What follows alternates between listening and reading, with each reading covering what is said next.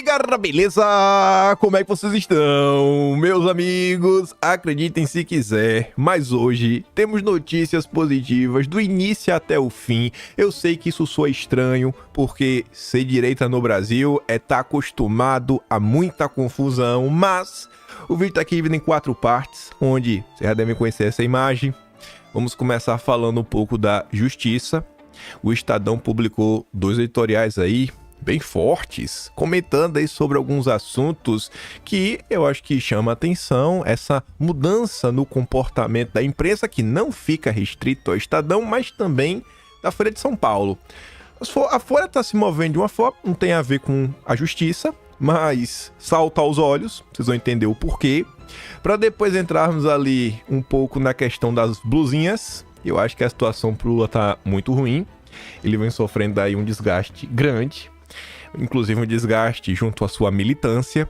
E o terceiro tema é uma continuação do segundo, porque aconteceu assim um evento ontem que eu estou sem palavras. Sério, de tão bom, eu estou sem palavras,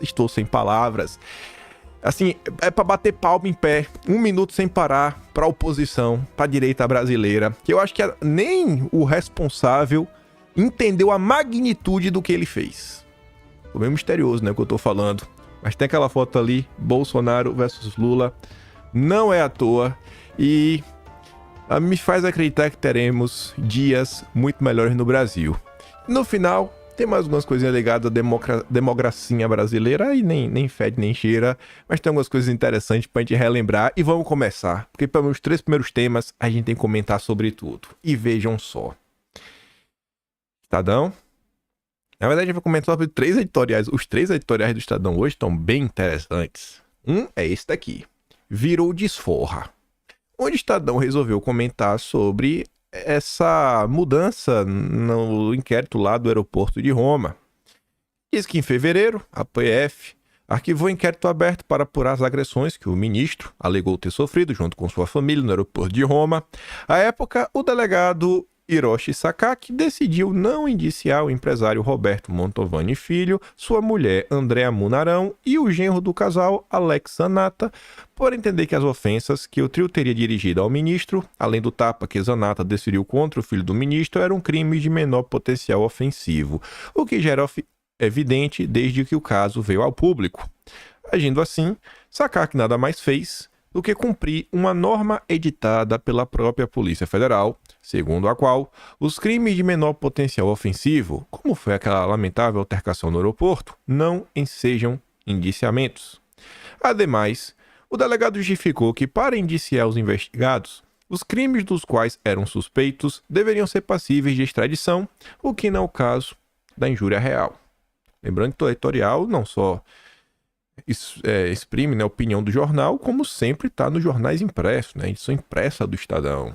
É um texto assim que tem uma importância no debate público. É fato que Montovani e seus familiares agiram como típicos vândalos bolsonaristas que vivem de acossar e estigmatizar pessoas e instituições nas redes sociais e eventualmente nas ruas. Mas daí a apontar as pesadas baterias penais do Estado contra eles, vai uma longe e civilizada distância. Ao que parece, porém, um desfecho anticlimático para o caso não seria bem recebido em Brasília, terra onde ofensas contra autoridades nestes, olha a palavra, olha o termo, tempos esquisitos, chegam a ser tratadas como levantes contra o Estado democrático e direito. Eu tenho certeza que isso daqui vocês não vão esquecer, ou não esqueceram. O Estadão foi um dos jornais mais eloquentes na defesa do Estado democrático de direito contra Bolsonaro. Da mesma forma que a confusão não teria crescido sem apoio da mídia, em especial, eu acho que o estado das coisas, esse tempo esquisito que o Estadão se refere, eu acho que ele não vai, né, recrudescer, diminuir, se acalmar, enquanto a imprensa não mudar o tom que vem tratando aí o que se passa no Brasil. E eu acho que esse aqui é mais um texto, somado a vários outros, que se somam a jornalistas diversos, que não são, pelo menos, da direita, conservadora, bolsonarista, chama do que quiser, que vem pontuando que as coisas estão muito ruins. Que as coisas estão muito ruins. Tá ruim, tá. Rapaz, olha pra onde tá indo. Assim, governo Lula em um desgaste sem fim. Globo fazendo sinais a Michel Temer. A esquerda preocupada com isso daí. A esquerda batendo cabeça entre si. A gente vai falar muito sobre isso hoje. A imprensa segue subindo o tom. Mas vamos continuar. Um mês após a conclusão do inquérito, o ministro Dias Toffoli, relator do caso no Supremo, atendeu um pedido da PGR e determinou que a PF interrogasse Mantovani Filho outra vez. A PGR, segundo consta, queria saber se o empresário teria manipulado o vídeo do entreveiro entre as famílias. Para essa nova fase de diligências, foi incumbido o delegado federal Tiago Rezende, haja vista que Sacac pediu para deixar o caso.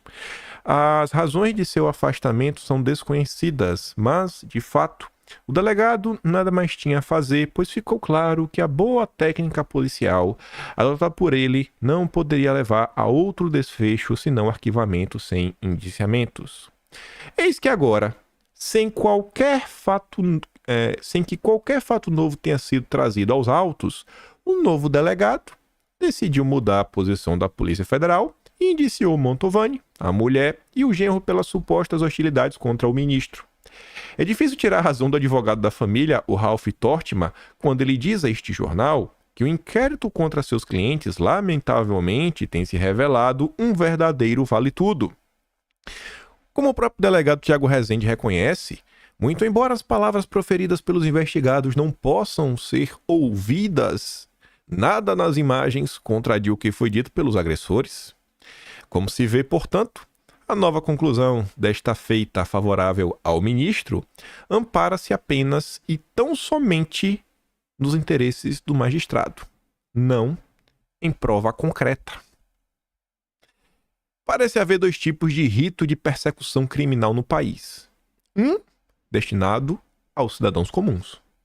O outro, aos processos em que o ministro figura como vítima. Nesse caso, a ordem jurídica é reinterpretada conforme o freguês. Só isso explica as muitas excrescências que têm sido naturalizadas quando o ministro figura num dos polos da ação. O magistrado, por exemplo, acaba de expedir mandados de prisão preventiva contra 2 acusados de ameaçar sua família no mesmíssimo feito em que, corretamente, se declarou impedido de relatar. O que justifica essa bagunça?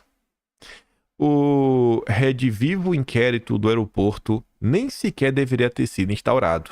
Não fosse as vítimas quem são, é improvável que a rusga tivesse chegado ao conhecimento de uma autoridade policial. E se tivesse, dificilmente iria mais longe do que uma carraspana do delegado de plantão. Mas se tratando de um ministro supremo, em particular, vocês sabem quem, tratado como a encarnação do anjo da guarda da democracia brasileira, tudo muda de figura. Aí, somado a isso, 2 portais diferentes, talvez mais alguns comentaram que replicam, portais menores. Isso chama a atenção porque essa informação surgiu na rede social. O pessoal colocando lá o print do Diário Oficial da União. A gente até comentou sobre isso ontem. E agora a grande mídia divulgou, né? Você fica assim, rapaz, o que está acontecendo no Brasil, né? O delegado da PF que indiciou suspeito de hostilizar ganha cargo na Europa. Tiago Severo casou reviravolta, assumiu o caso, teve nomeação confirmada pelo diretor-geral da corporação. O Metrópolis diz que delegado que indiciou 3 por ofensas ganha cargo na Europa. Delegado Tiago Rezende, que mudou o entendimento da PF sobre ofensas ao ministro no aeroporto de Roma, ganhou cargo na Europa. Tá cada vez mais estranho esse comportamento da imprensa, pelo menos para quem é direita, né? Não que a imprensa, sei lá, esteja mentindo a favor de Bolsonaro, como ela faz pro Lula, né? Lula mente para ajudar, mas criticar algumas coisas que a gente acha, pelo menos você vê que pessoas na sociedade estão criticando, é um comportamento muito atípico da imprensa. Fala a verdade. Pensa o seguinte, sabe aqueles filmes que tem, sei lá, um sono criogênico, o cara fica todo congelado, empedrado, e você acorda no futuro? Pensa que você foi congelado 2020, 2021, 2022. Você foi congelado. Você não acompanhou nada que aconteceu no Brasil. Vamos estar na eleição. Tá um momento bem bacana, né? A eleição tava demais. Aí você acorda agora. Em junho de 2024. Faz esse exercício. Lembra como é que não tava na época? Todos os textos da imprensa que saía. Tudo que tava sendo feito contra Bolsonaro. Jogando bola com a cabeça de Bolsonaro. Porque eu torço que Bolsonaro... não fique mais vivo. É muito pior, né, manchete? Eu que tô sendo mais ou menos falando do golpismo, que tem que acabar, tem que cair. Estados Unidos interferindo, todo mundo achando a coisa mais normal do mundo, né? Nossa, a CIA, né? Dando um enquadro aqui nos militares. A turma só, não, beleza, né? Beleza, tá certo. Aí, busca de apreensões, inquéritos. Não, isso é mesmo, né? Se justifica, em nome do Estado Democrático de Direito. E aí agora a gente chega no ponto que a turma fala, não, peraí, tempos estranhos. Não, tempo esquisito, né? Tempos esquisitos. Aí vem o Estadão de novo. Em outro editorial. Carmen Lúcia e eleição como juízo final. Parece haver consenso entre os comentaristas especializados no judiciário de que a ministra Carmen Lúcia, que acaba de assumir a presidência do TSE, tem um estilo mais moderado que o seu antecessor. Talvez tenha. Espera-se que tenha, né, em seus atos. Mas, a julgar pelo seu discurso de posse, não tem nas palavras. Numa peroração exaltada, repleta de invectivas, frases de efeito e barroquismos, a ministra parece estar disposta a tratar o TSE como um tribunal da verdade nas próximas eleições. Em apenas 12 minutos, a palavra mentira foi citada 15 vezes, ódio 6, medo outras tantas, só faltou apocalipse e juízo final. No instante de lucidez, Carmen Lúcia anotou, contra o vírus da mentira, há o remédio da liberdade de informação e ser responsável. De fato, a liberdade de expressão não é um ônus, mas o principal ativo para combater a desinformação. Pesquisas empíricas evidenciam que os meios mais eficazes de neutralizar a desinformação são informações corretivas, como checagem de fatos, ou rotulagem, como a adição de advertências a conteúdos disputados. A tecnologia pode ser útil, sobretudo se houver incentivos ao engajamento da sociedade civil, de baixo para cima. Aí, olha agora. Podia ser só mais um texto também criticando as coisas. Aí o Estadão, junho de 2024, porque eu não sei como é a memória de vocês. Eu não sei como é a memória de vocês. Porque quando foi lançado Patrícia Campos Melo, na TVE, inclusive, também texto de outro jornalista, Vera Magalhães, falaram que era uma ameaça ao Estado Democrático de Direito e quem fazia um trabalho sério. O que eu estou falando? É o caso, por exemplo, de um formato como o da Wikipedia ou do mecanismo implementado pelo X de notas da comunidade. Eu dormi e acordei num mundo diferente. Peraí, agora a checagem do Twitter é bom? A checagem... Peraí, vamos voltar. O Twitter, que estava destruindo a democracia do Brasil, né? O Elon Musk, bilionário, super fascista, comprou. Tava todo mundo preocupado. Aí veio a nota da comunidade, todo mundo reclamou, porque não vale. O notas da comunidade não vale, aquela checada não vale. Aí agora é bom. Agora é bom. A gente tem que estimular para combater a nota de comunidade. Eu não tô preparado para esse mundo, não. O que tá acontecendo? Vocês estão brincando com minha sanidade desse jeito. Mas eu tô gostando. A Justiça Eleitoral deveria incentivar esse tipo de cooperação com instituições independentes, plataformas digitais, imprensa e os cidadãos. Sobretudo os cidadãos. O povo ganhou direito de falar.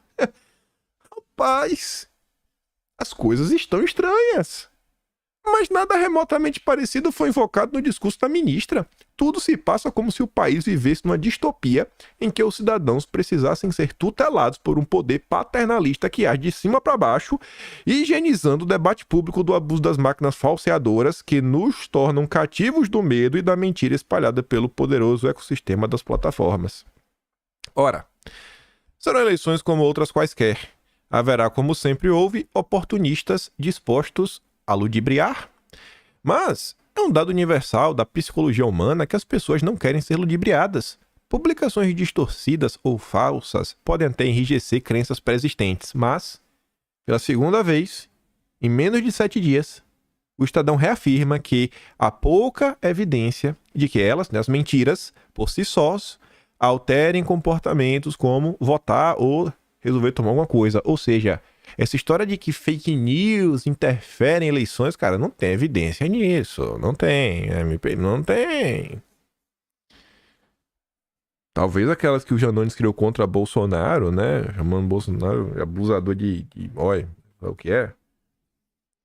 O cidadão não é idiota e sabe onde buscar informações confiáveis.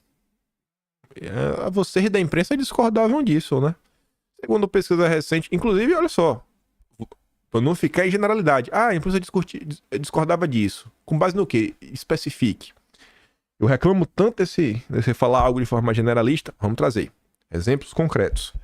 O especialista de fake news da Globo, o Pablo Hortelado, escreveu por mais de uma vez, citando uma pesquisa, que era um grande problema o fato das pessoas se informarem pelo WhatsApp, porque as pessoas tinham mais tendência a acreditar em seus familiares do que na imprensa. Para dar um exemplo concreto de quem reclamava disso. Por isso que eu faço, eu estou surpreso que o Estadão está falando a verdade. Segundo o pesquisa recente do Datafolha, com a população da cidade de São Paulo, 60% confiam em alguma medida nos jornais impressos e 49% plenamente. E a do Pablo Hortelado foi em 2020 para a BBC. Se não me engano, está no episódio 215 ou 214. Eu lembro que foi quando a gente estava falando do Sleep Giants, surgimento dos Sleep Giants. O caminho é prestigiar as fontes confiáveis e cooperar com elas. Países com uma imprensa diversificada e robusta são mais resilientes à desinformação. Ao invés de restringir o debate, o melhor remédio é ampliá-lo e qualificá-lo. Não faltam instituições, sobretudo pessoas de boa fé dispostas a isso. E nos finalmente, mas a tendência do judiciário é cada vez mais arbitrar de motu próprio e a priori o que pode e não pode ser dito.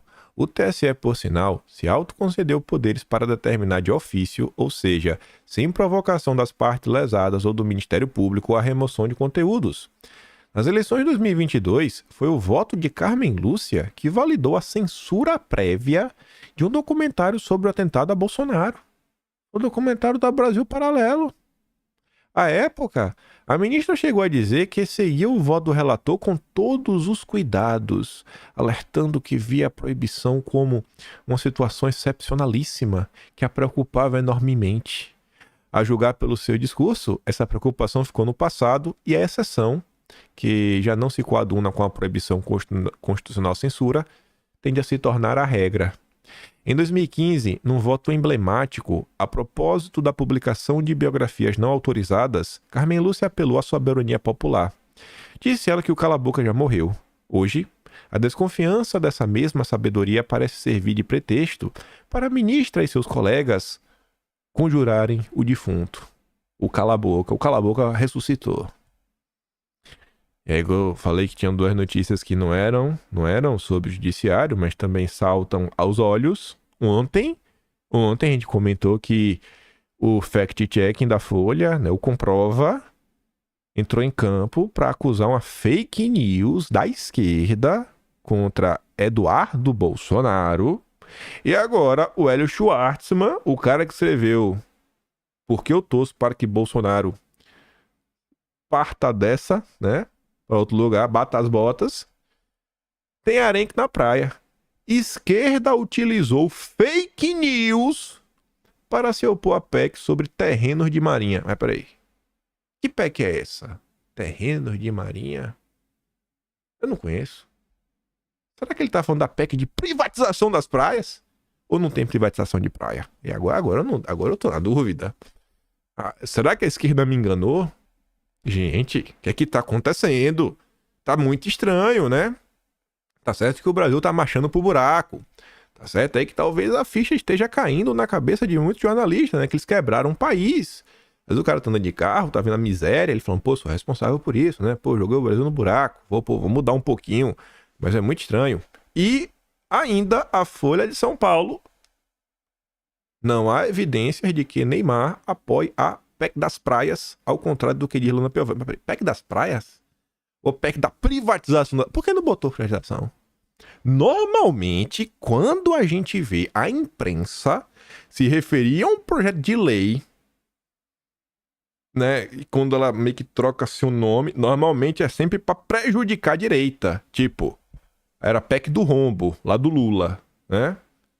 PEC do rombo, pá, todo mundo sabia. Aí vem a Globo, na PEC do Bolsa Família. A Globo joga abaixo. Ou então, todo mundo fala, pô, a pele das fake news, PEC da censura. Aí vem pele da censura. Aí vem a Globo. Não, o pele das redes sociais. Sempre que muda o nome é pra prejudicar a direita. Mas dessa vez, a Folha de São Paulo... Pô, tá falando a verdade, eu não consigo, eu não estou preparado pro que tá vindo. Eu tô ansioso. Porque eu sei que vai acontecer alguma coisa. Eu sei que vai... Não tem como só ter notícias positivas. A gente já tá nessa já tem algumas semanas. Tá meio estranho. Nada muito ruim acontecendo contra a direita. Tá estranho. Eu fico assim meio ansioso. Eu falo, rapaz, quando é que vai ter? Será que amanhã vai ter alguma coisa? Será que amanhã vai ter uma confusão? Será que hoje? Não sei. Espero que não. Espero que não. E aí, só pra complementar, era pra ter colocado até antes, né? Porque tem a ver. Carmen Lúcia vetou a presença de Bolsonaro em sua posse na presidência do TSE. Beleza. Anda ao Piva, tem até livro contra Bolsonaro. Trabalha no ICL, né? Lá da Eduardo Moreira, grande banqueiro da esquerda. Mas vamos lá, vamos continuar. Se tratando das blusinhas, temos notícias positivas e outra mais ou menos no sentido que o povo tá com problema, né? O povo tem o Lula atrás deles. Hoje, a oposição vai apresentar no Senado, tá para apresentar. Não sei se, diante das movimentações aí do relator, eles ainda vão fazer isso, mas o plano da oposição era, fiquei sabendo, conto para vocês, apresentar um projeto para... Porque qual é a crítica, né? Falta isonomia. Ah, as empresas no Brasil pagam muito imposto, lá não pagam... Beleza. A solução que a oposição deve apresentar hoje é o seguinte, no Senado. Ao invés de apresentar 20% de imposto para as compras internacionais, vamos reduzir 20% de imposto das empresas nacionais, em via de regras. Aí tá resolvido. Em vez de dar 20, aumentar 20, vamos reduzir 20. Para o produto nacional ficar mais competitivo. E aí? Será que o Lula vai deixar? Mas esse até o momento era o plano. Só que ontem, o relator, Rodrigo Cunha do Podemos de Alagoas, apareceu para falar que taxar blusinhas não fará com que o país melhore de um dia para o outro. Ele anunciou a retirada da taxa das blusinhas. Houve um acordo do Lula não vetar o 20% com a Câmara. O Lula fez um acordão com Lira. Quanto ao Senado, não teve esse tipo de conversa. Líder do governo no Senado pede adiamento de votação. Quem é o líder do governo no Senado? Jacques Wagner. Após relator tirar a taxação das blusinhas de projeto. Rodrigo Pacheco atendeu o pedido de Jacques Wagner e a votação foi adiada para hoje, quarta-feira.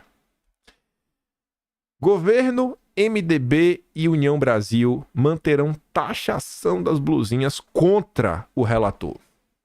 Então tá aí. A batalha. A turma do Lula indo para cima do mais pobre. E a direita tentando dar uma segurada.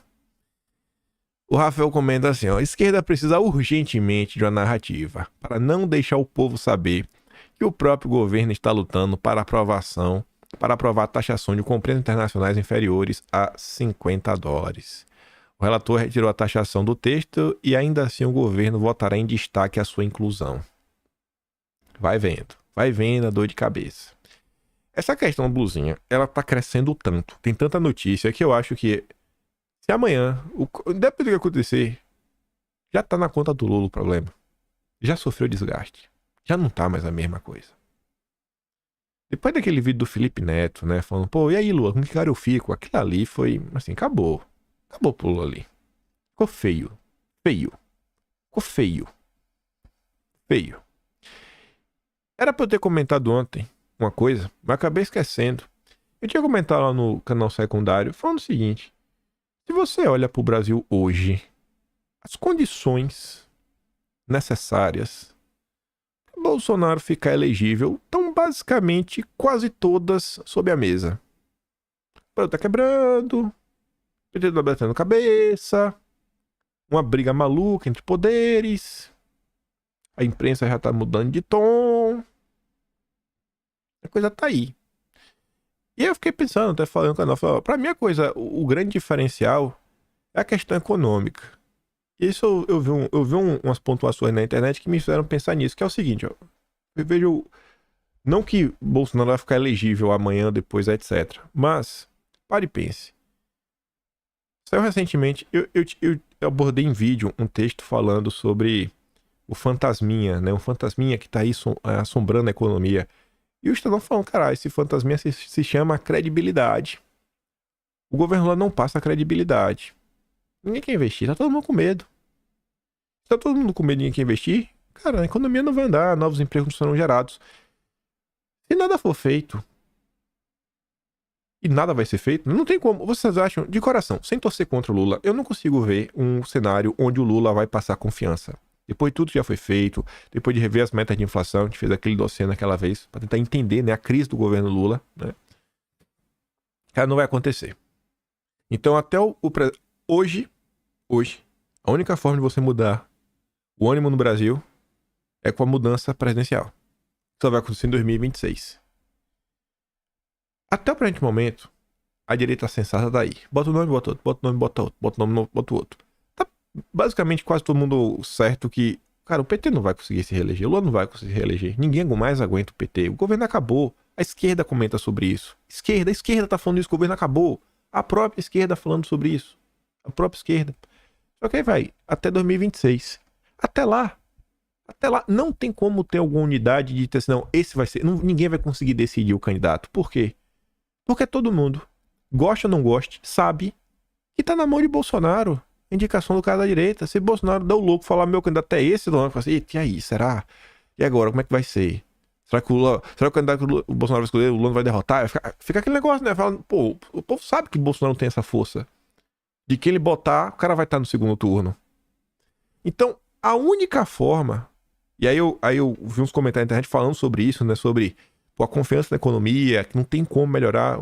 Pessoas do mercado estão comentando isso. E aí eu parei e pensei o seguinte.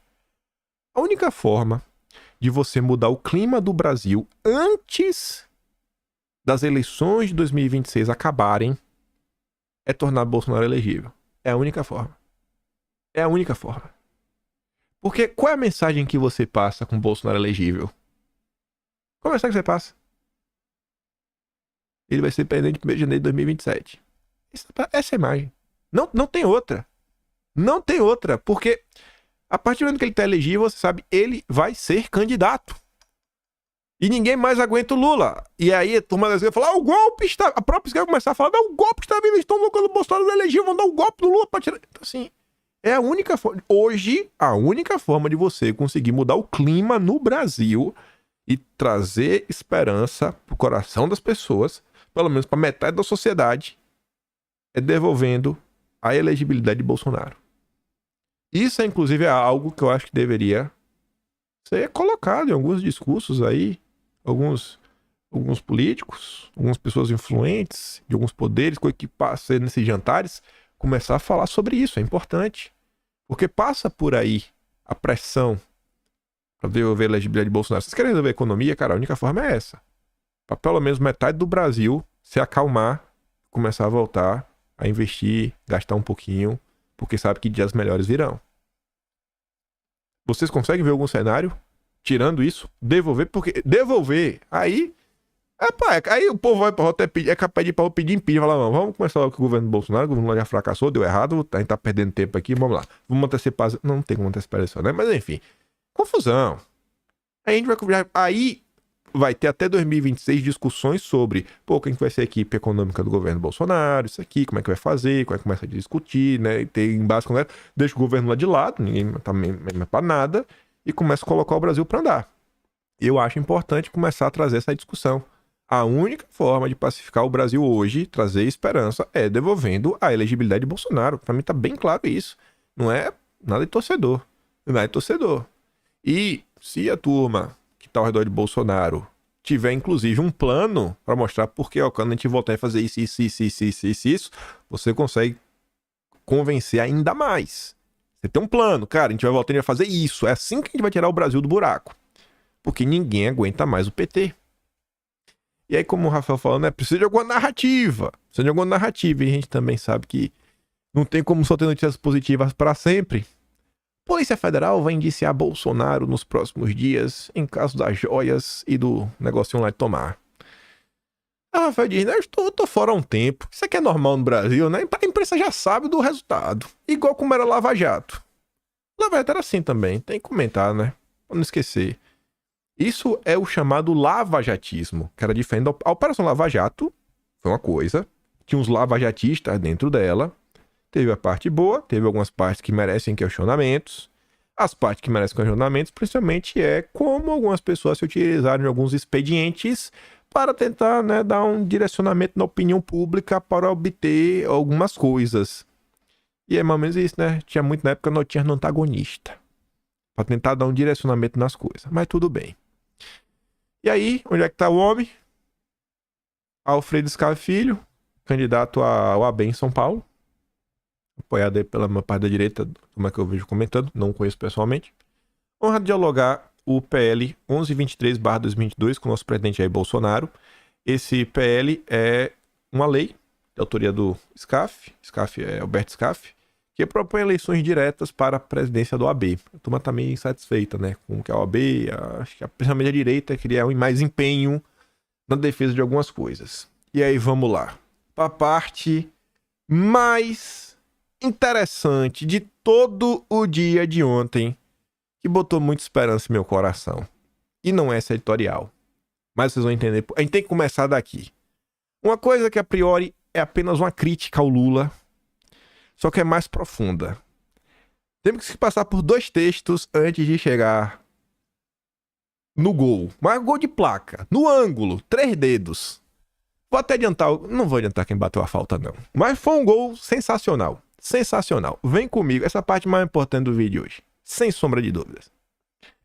O preço da indulgência. O Estadão escreveu 3 editoriais hoje.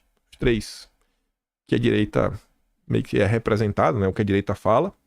Esse daqui tá criticando muito o Lula sobre a questão das greves. Presta atenção. Greves, Lula, já tô colocando palavras-chave do que queremos comentar.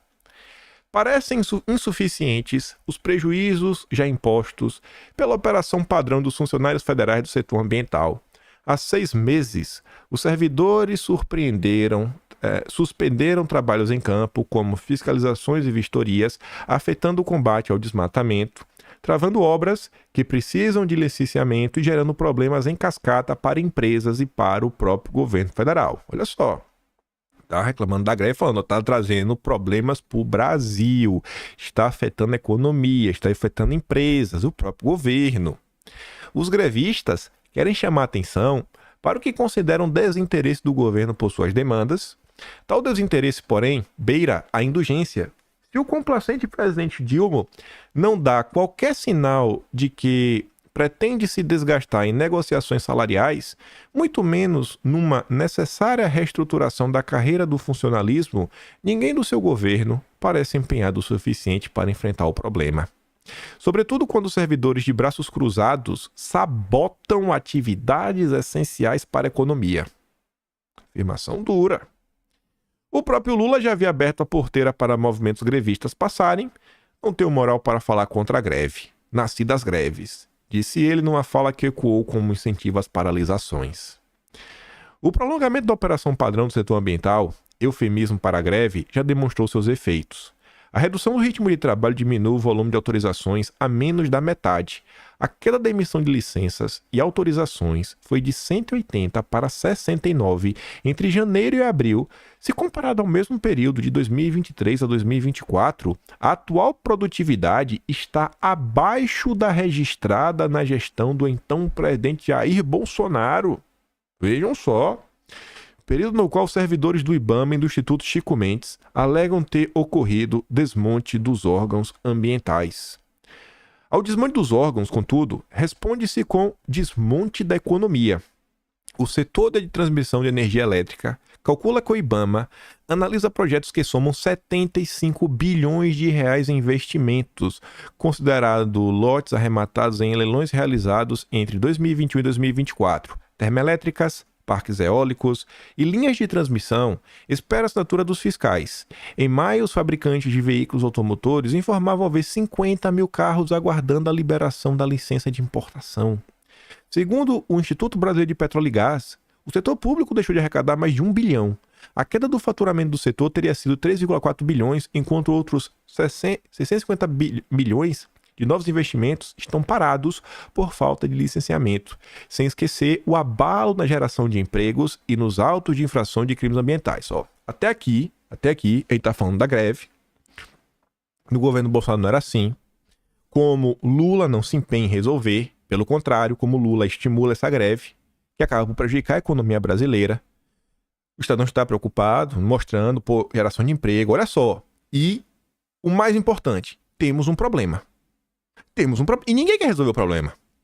Nem Lula, nem a sua equipe. Olha só. Nem Lula, nem a sua equipe, os seus aliados. Isso tudo vai fazer muito sentido lá na frente. Enquanto isso, o Brasil se vê entre a pressão dos servidores e a inércia do governo que adotou o pior caminho.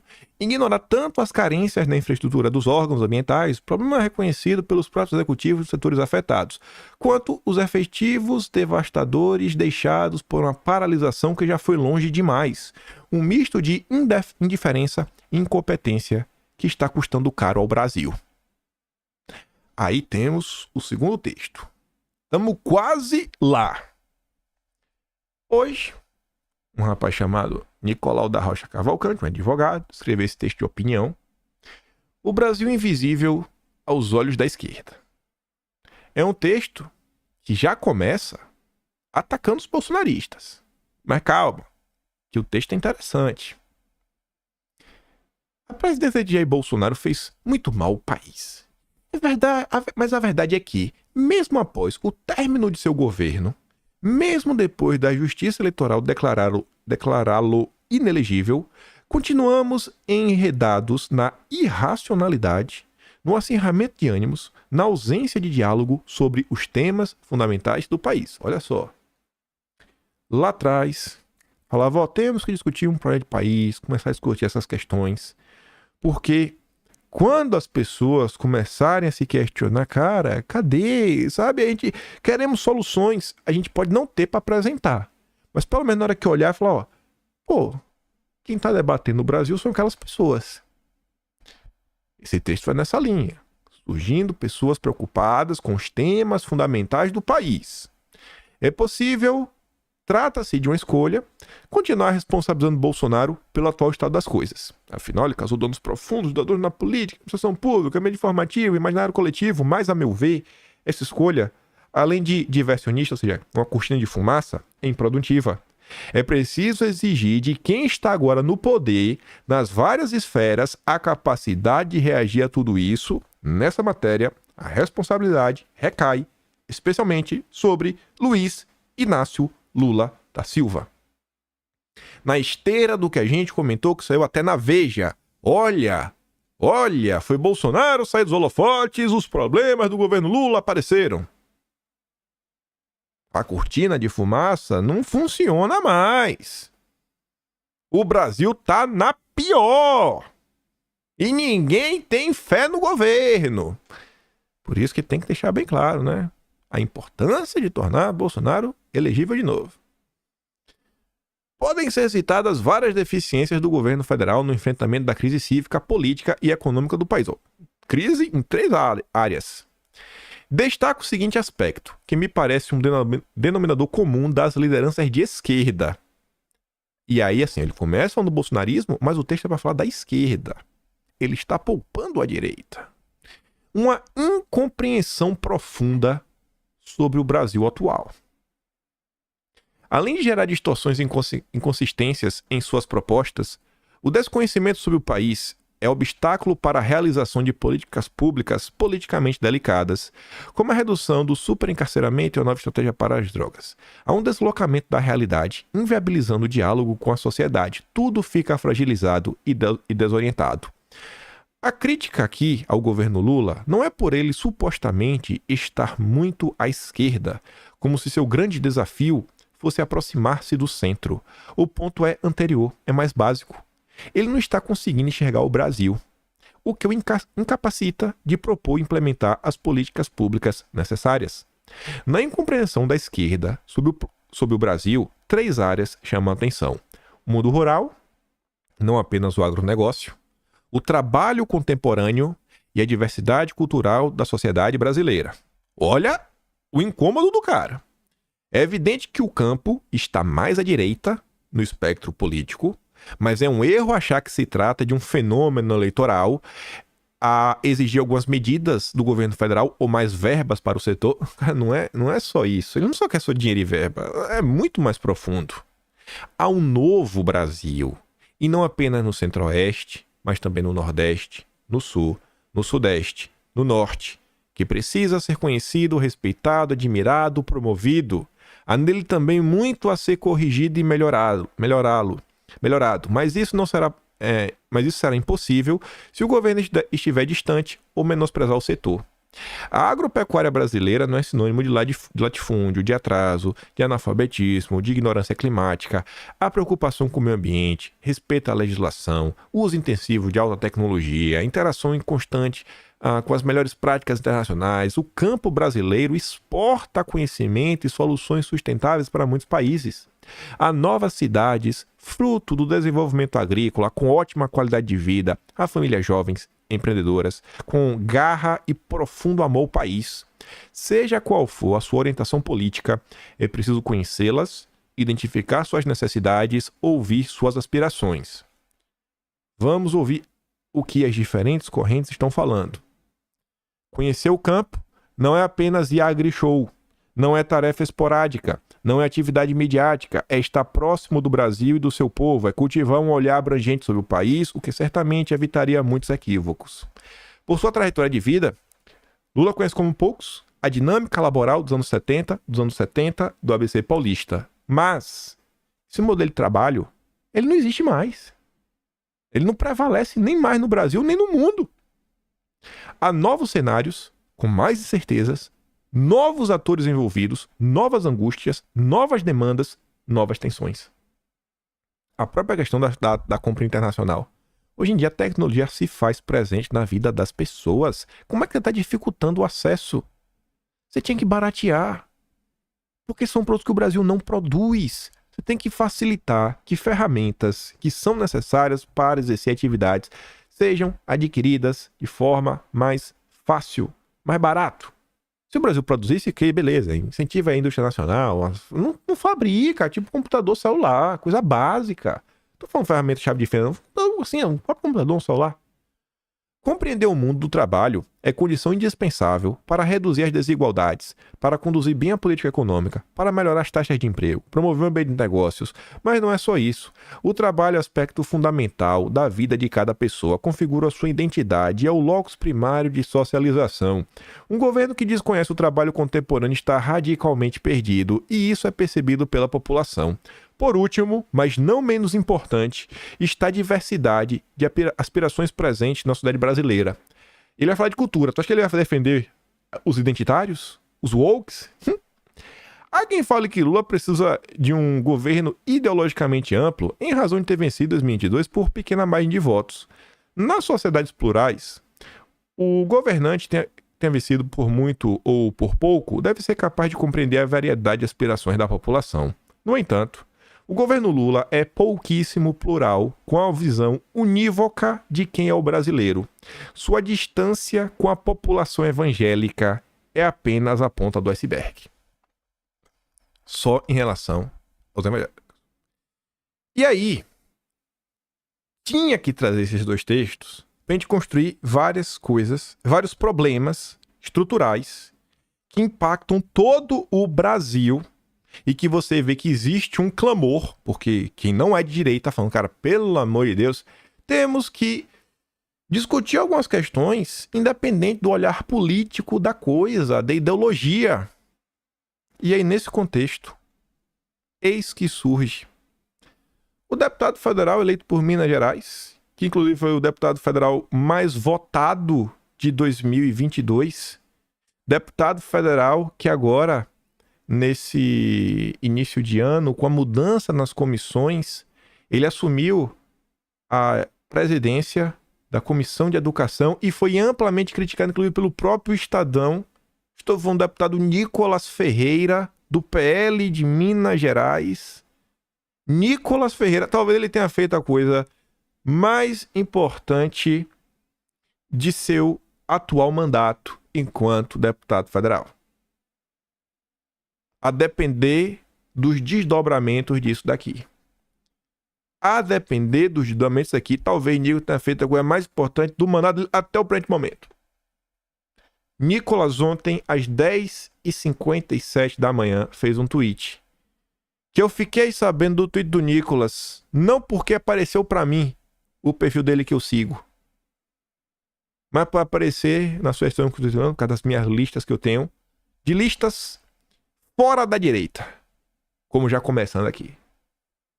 Nicolas avisou: acabo de protocolar um requerimento para a criação de grupo de trabalho na Comissão de Educação com o objetivo de debater a greve das universidades e institutos federais no país. Já são quase 60 dias de greve, mais de 100 instituições paralisadas, atingindo um total de 400 campos em todo o país.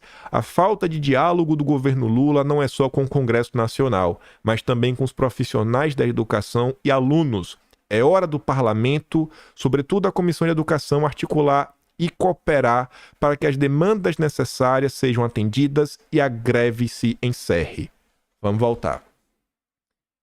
Editorial do Estadão. Lula, Ibama, greve, impacto, Brasil. Lula, greve, educação, impacto, Brasil. Quem quer resolver? Nicolas. Quem tá resolvendo? Nicolas. O Estadão fala, ninguém do governo Lula quer resolver a questão do Ibama. Ninguém.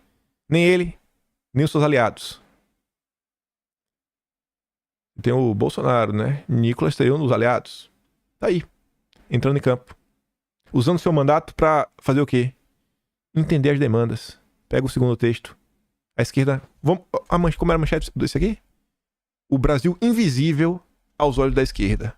O que é invisível aos olhos da esquerda? Porque os grevistas estão sendo atacados pela esquerda. A gente já comentou sobre isso nas últimas semanas. Com o próprio presidente da Fundação Perseu Abramo, Alberto Cantalice, chamando de golpistas de esquerda, acusando ele. Cadê vocês durante o governo Bolsonaro que não faziam nada? Falsos grevistas sendo atacados. São invisíveis aos olhos da esquerda. E quem entra em campo? O Nicolas. Tá tudo no toco. Faz parte a esquerda nacionalista, brisolista, voto Ciro Gomes. Conhece aquela expressão, não existe vácuo na política? Pois é, efeito Lula. William Jacob, eleitor de Ciro Gomes. Parabéns, presidente Lula, PT, Camilo Santana, Haddad e companhia. Ícaro Fritz, eu não acredito que tô tendo que ler isso. O roteirista do Brasil quer meter algum plot twist nessa história. Não é possível. Por que você não acredita que você pode ler isso? Peraí. Uma pergunta aqui. Educação não é uma das pautas prioritárias da direita? Por que ele não está acreditando que ele está lendo isso? Será que é porque ele tem um espantalho em sua mente sobre o que é a direita? Será que Nicolas Ferreira vai ajudar a destruir um espantalho na cabeça das pessoas de que os conservadores, os bolsonaristas, odeiam a educação?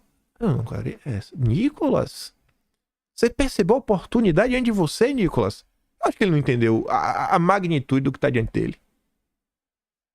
Revista Fórum, já tá com o Nicolas, ó. Nicolas, que é bacharel em Direito pela PUC Minas e nunca teve outra ocupação a não ser político profissional, diz que quer articular as demandas dos professores universitários para que a greve encerre. A Fórum tá atacando. Surreal como o governo Lula é um desastre.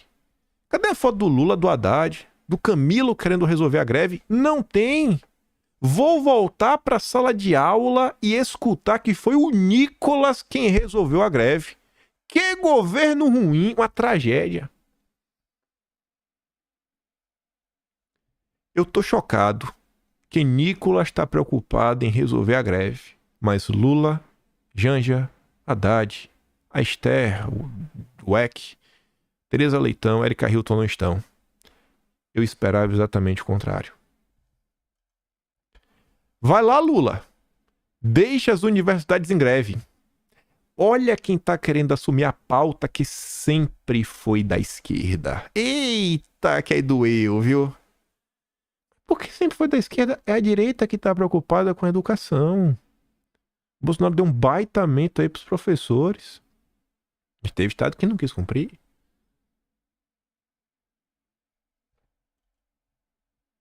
Fernando Cássio, esse aqui inclusive é colunista da Carta Capital. Eis o resultado da inércia governamental em relação a negociar minimamente com as universidades e instituições federais. A extrema-direita surfando na cabeça do governo federal. Vocês estão percebendo que todas as pessoas são de esquerda, né, que a gente está comentando? Você está percebendo que uma ação do Nicolas está repercutindo dentro da esquerda e não é chamando ele de chupetinha, tirando onda, atacando ele, na cassação dele, xingando. Não. A esquerda está em choque. Gabriel Tavares. Olha a bandeirinha. Nicolas Ferreira propôs uma comissão para debater a greve das federais, uma vez que o governo Lula, que seria mais aberto ao diálogo, se recusou por meses a negociar com as categorias em luta. Nenhuma ilusão com essa proposta, que visa a fragilização do governo, mas já apontávamos, enquanto o JC, que é a União da Juventude Comunista, que a extrema-direita se aproveitaria das contradições de um governo de conciliação, olha o termo, governo de conciliação compromissado com a manutenção da política econômica neoliberal. A gente vai entrar nisso daqui a pouco. Grava. Governo de conciliação, política econômica neoliberal. Os movimentos sociais deveriam combater essa política e organizar a insatisfação. Porém, o que vemos são os partidos da base do governo atuando para fragilizar a greve, no movimento sindical e no movimento estudantil. Você entendeu, né?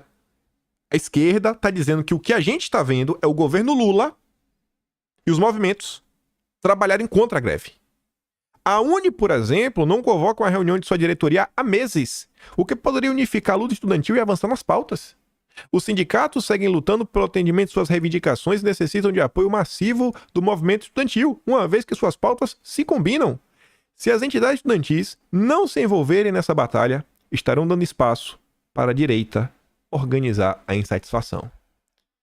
Leia Marx e Lênin, militante da Juventude Comunista e do Partido Comunista Brasileiro, diretor de Universidade Pública na Uni.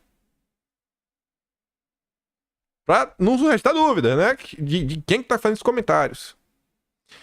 E aí, para você ver o que eles estão falando. Pô, a esquerda tá contra. Centelha petista. Parabéns, revolucionários da greve golpista. Gostaram? Nem preciso dizer quem avisou. Os grevistas são golpistas. Os grevistas estão ajudando a criar um sentimento de golpe, né, para derrubar o Lula. Olha a loucura do petista. Aí vem outro cara de esquerda. Ó. O governo se recusa a negociar com a base dele. A extrema-direita se aproveita do vácuo e a culpa é dos grevistas.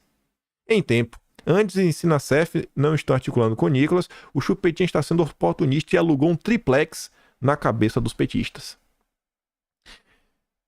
Os grevistas deveriam aproveitar essa oportunidade. Nessas horas, que a gente analisa o quanto a pauta vale e se tudo é pela pauta mesmo. Olha o item 3. Olha o item 3. Nicolas, percebendo que tem mais a ganhar com a inteligência, estratégia e diálogo, não com mitada, não com lacração, não. Faz o L, professores, faz o L. Tem mandato. Os deputados, eles não podem ter atitude de militantes. Eles têm mandato. Tem mandato, tem que usar caneta. Espero que vire moda, mas acho que não. Mas a pessoa quer que vire moda. Só não bota fé ainda. Mas ela tem um pouquinho de esperança. Ela tem pelo menos o desejo de que a extrema-direita trabalhe em prol do Brasil. Não existe vácuo na política. Daqui a pouco será Ricardo Salles costurando um acordo com os servidores do IBAMA. E aí a roda fecha, né? A roda fecha, a gente voltou para o primeiro editorial do Estadão falando da greve. Parabéns, petistas. Continue assim que 2018 é logo ali. O que aconteceu em 2018? Eleição de Bolsonaro? É?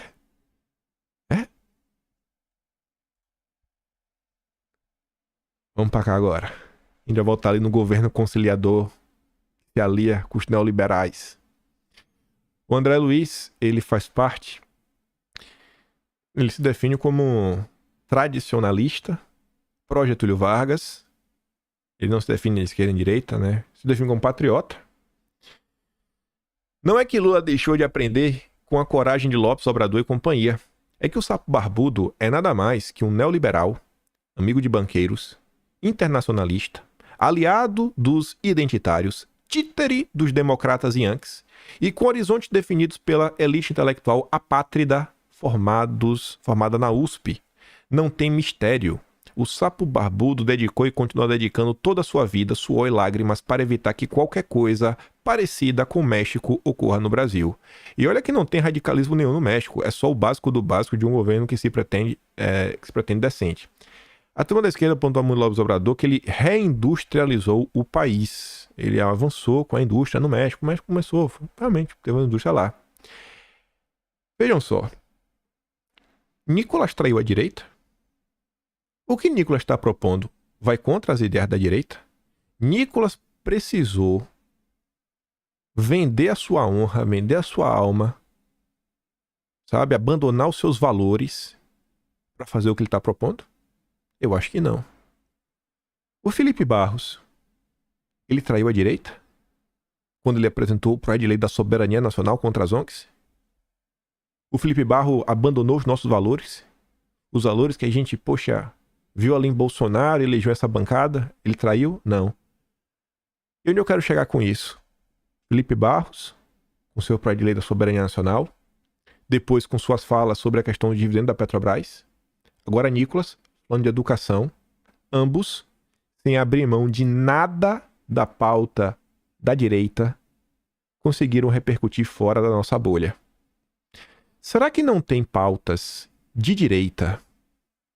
Será que não tem pautas de direita que, se a gente coloca do jeito certo, será que a gente não consegue romper algumas bolhas? Será que a gente não consegue chegar a mais algumas pessoas? Será que só Nicolás e Felipe Barros têm ideias que pessoas fora da bolha da direita repercutem? Eu acho que não. Eu acho que não. Vamos voltar aqui. Falo diversas vezes, de forma reiterada, repetitiva. Eu acho que é ruim e não é produtivo ficar batendo na tecla Lula comunista, Lula comunista, comunista. Primeiro porque não é o suficiente para explicar o que é o governo Lula atualmente. Voltando ali para o segundo texto que diz, poxa, tem uma turma aqui invisível para a esquerda. Quantas e quantas vezes a gente não se fecha pro conteúdo de outras bolhas? Certa vez a Tsuki tava me falando que tava bem chateada. Que às vezes ela coloca um recorte do que foi dito em algum canal de esquerda e aí atacam ela. Você está dando palco para os comunistas. Assim, é como se alguém fosse votar no PCO porque ela postou um vídeo do TCO. Do pessoal. Não, isso é absurdo. O negócio absurdo fica assim de cara, né? Fala, meu Deus, mas machuca, né? A pessoa revelar os comentários. Enfim. Mas tem parte disso. Diariamente. Vem cá, qual foi o conteúdo de direito que a gente trouxe aqui hoje? Nada. Teve alguma coisa de direito que a gente trouxe? Acho que nada, né? Do início até o fim, nada. Nada. Nada. Só texto da imprensa e tweet. O tweet do Nicolás apareceu dentro de tweet da esquerda. Só. Zero. Zero. A gente comentou, deu seu ponto de vista, desmontou o que estava na imprensa, né? Mostrou algumas pegadinhas, algumas coisinhas aqui, acolá. A imprensa falou, pô, tem uma turma que tá invisível. Eu acho que nós aqui, porque a maioria de vocês está aqui de forma bem recorrente, né, de forma frequente, eu acho que a gente pode bater no peito e falar, ó, não tem pessoas invisíveis para nós. Pô, a gente tá aqui todo o tempo todo vendo o que está sendo debatido no Brasil, tentando entender algumas demandas, alguns clamores, mas isso ainda não é um comportamento muito amplo. Será que, principalmente, se nossa classe política se abrir um pouquinho, e eu acho que a resposta é sim, porque eu venho acompanhando, eu acho que, pelo menos, o grupo que se define como nacionalista no debate público, que para grande parte da direita tá na esquerda, eu acho que eu não acho que eles vão votar em Bolsonaro, não acho. Mas eu acho que se a turma, pelo menos, parar, ouvir e tentar entender quais são algumas das demandas, eu acho que os deputados vão falar, pô, tem alguns pautas que a gente tá defendendo, que a gente, cara, a gente que... A CPI das ONGs só tinha turma da direita. A CPI das ONGs só tinha turma da direita. E grande parte da esquerda, eles estão aí. Só que aí entra nos rótulos. Questão do comunismo. O cara tá falando o seguinte, ó. O Sapo Barbudo não é mais que um neoliberal amigo de banqueiros. Por que ele usou o termo neoliberal? A gente vai ficar pegando no pé dele? Porque neoliberal, normalmente, que usa esse termo sempre a turma da esquerda. Ah, neoliberalismo não existe. Você vai ficar brigando por causa disso? A direita fala que Lula é amigo dos banqueiros. Mas só porque o cara chamou ele de neoliberal, aí não encaixa? Lula é um internacionalista. O que é internacionalista? É colocar os interesses internacionais, né, diante do interesse do Brasil. A direita chama isso de globalista. Tem da esquerda que chama de imperialismo. Você vai ficar brigando por causa do rótulo? Ou tentar entender? É muito importante chamar o Lula de globalista. É muito, assim, é essencial. Precisamos chamar o Lula de globalista, porque senão a gente perdeu.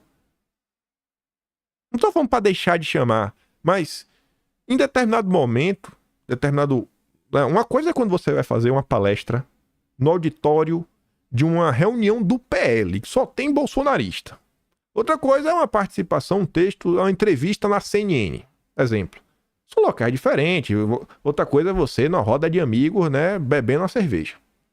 Cada localidade, uma forma diferente. A gente vai abrir mão do que a gente fala? Será que o que o cara quer falar quando diz que o Lula é um neoliberal amigo de banqueiros? Normalmente estão querendo falar da questão que envolve Banco Central, os juros. Os juros não estão altos? A esquerda é a favor de juros altos? Eu acho que não. Vamos tentar entender? Qual é a demanda de vocês? Por que você acha que os juros podiam abaixar? Tem algum ponto, assim, um denominador comum que a gente não precise abrir mão dos nossos valores da direita? Ah, o Lula é um aliado dos identitários. Ah, ele não chamou de woke. Ah, se não chamou de woke, então eu não quero ser amigo dele. Tá, mas ele tá reclamando que o Lula é woke. Ele só usou um termo diferente, com identitário. Todo mundo achou ruim que o Biden interferiu. Ninguém gosta do Biden. Todo mundo é torcedor do Trump, na direita. Mas ele chamou de títere dos democratas Yankees. Ah, ele chamou de Yankee. É negócio de esquerda, viu? Só de esquerda aí, rapaz, não presta.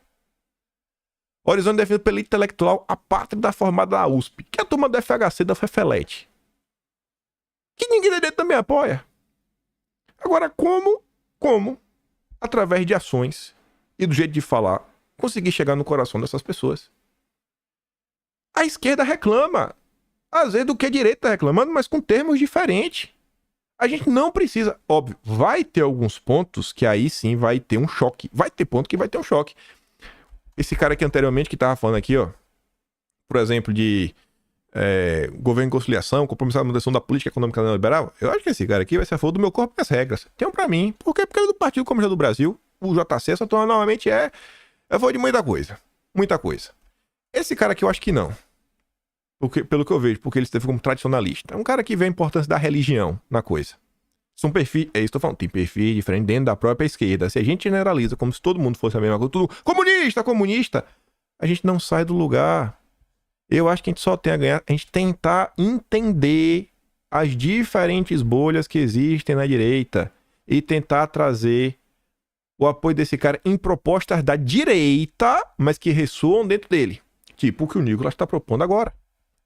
Vocês acham que não vai ser um ganho se Nicolas Ferreira, deputado, o Brasil todo sabe que é um bolsonarista. O bolsonarista Nicolas Ferreira foi o grande responsável por acabar com a greve. Graças a Nicolas Ferreira, os professores estão ganhando mais dinheiro. Tu acha que isso não vai ter impacto no Brasil inteiro? Tu acha que o nome de Nicolas não vai ficar nacionalmente conhecido como o cara que resolveu a greve dos professores? Aí vem o Salles. O Salles resolve a questão do meio ambiente. do IBAMA. Se bem que não sei se o Salles está na Comissão de Meio Ambiente. Quem tiver lá. Ontem, no vídeo, a gente comentou sobre um policial rodoviário federal de esquerda, o pastor Alexandre Gonçalves, reclamando que fechou um acordo com o governo, que não vai ver dinheiro nem nada, só para permitir que os policiais pudessem trabalhar com professores no seu tempo livre. Não, só professor, não é demais. E o governo desfez. Pô, quem que tá na Comissão de Segurança Pública, que normalmente é dominada pela direita? Cara, vamos sentar, vamos tentar resolver. A direita deixou de defender a polícia? A gente vai quebrar o braço? Esse tipo de pauta vai contra os nossos morais e valores? Porque esse cara de internet, ele não vai mudar.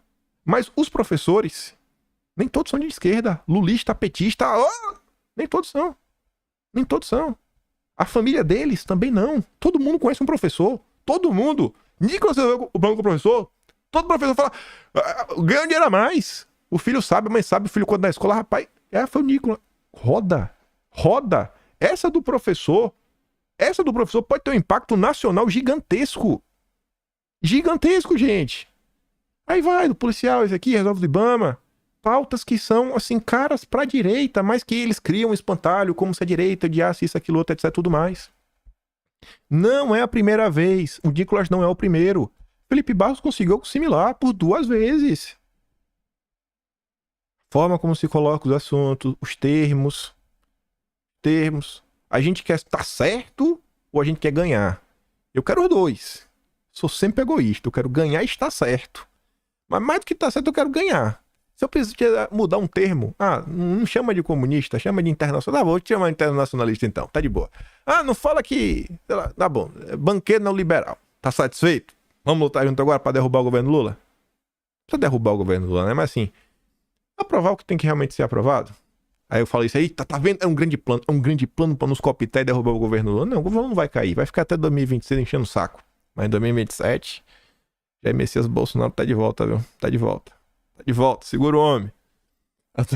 Me empolguei, mas tem que manter empolgação certas vezes, né? Mas para e pensa, gente, o cenário é muito positivo. De coração, o cenário é muito positivo. Tem uma avenida aí pra surfar. Parabéns, Nicolas. Merece uma salva de palmas em pé, ó. Em pé, cara. Sério, essa aí foi gol. Meteu gol. E pra resolver isso, aí vai ter que entrar, olhar o orçamento, olhar os programas do governo, ver o que dá pra cortar, fazer isso, fazer aquilo, que é, obviamente, um trabalho muito maior, né? Não é todo deputado também que quer se envolver numa confusão dessa, mas é importante, vocês foram eleitos para isso, para resolver essas questões, não por vocês. São essas questões que tem que ser realmente assim, atacadas ali, ó, no ponto central. E ações como essa, eu tenho certeza, o Nicolas, ele vai trazer meu apoio, eu espero que ele vença. Na torcida, né? Todo mundo que for melhor. Ele vai trazer apoio de pessoas que nem estavam na direita, mas votar falando, mas foi esses caras aí que deu aumento, professor. Votar. E por causa desses votos de pessoas que não são ideológicas, que não sabem do que está acontecendo no Brasil em termos de liberdade, censura, etc, tudo mais, que a gente vai eleger pessoas que tá entendendo o que se passa no Brasil e vai se somar ao time da direita para lutar pela liberdade.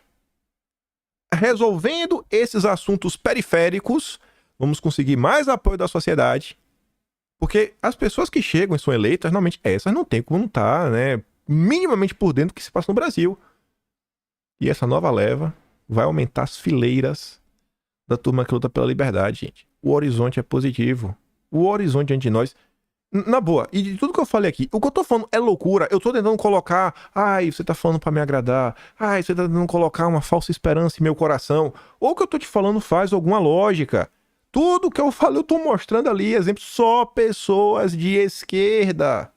Sério, é muito otimista o cenário diante de nós, se os nossos líderes políticos trabalharem direitinho. Que tenham mais exemplos como o Nicolas, como o Felipe Barros. Mais exemplos assim. Menos lacração, mais trabalho. E com isso eu fico por aqui. Se gosta do meu trabalho, já dá um tiquinho mais. Vai estar no meu canal.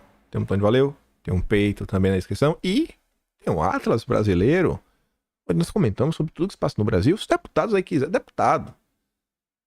Eu sou um cara de boa. Se a pessoa passar a assinatura pra alguém, vocês baixam tudo aí, né? Quer gastar 15 conto uma vez só baixar tudo, faz. Tá aí, tá lá. Quiser também contribuir todo mês, contribui. Mas eu acho que o Atlas, quem pegar a lei, quiser entender o Brasil, quiser entender inclusive as demandas da esquerda, porque o Lula tá em crise e tá registrado, né? Já tem 15 disponíveis e o 16º sai agora dia 15. Né? 16, pra você entender o que está acontecendo no Brasil. Tá? Resume todas as áreas, não deu tempo de se acompanhar. Vida corrida. Dê sugestão, pô. Assina aí no PL, assinar uma sócia do PL, todo mundo aí baixa, divulga, se imprime.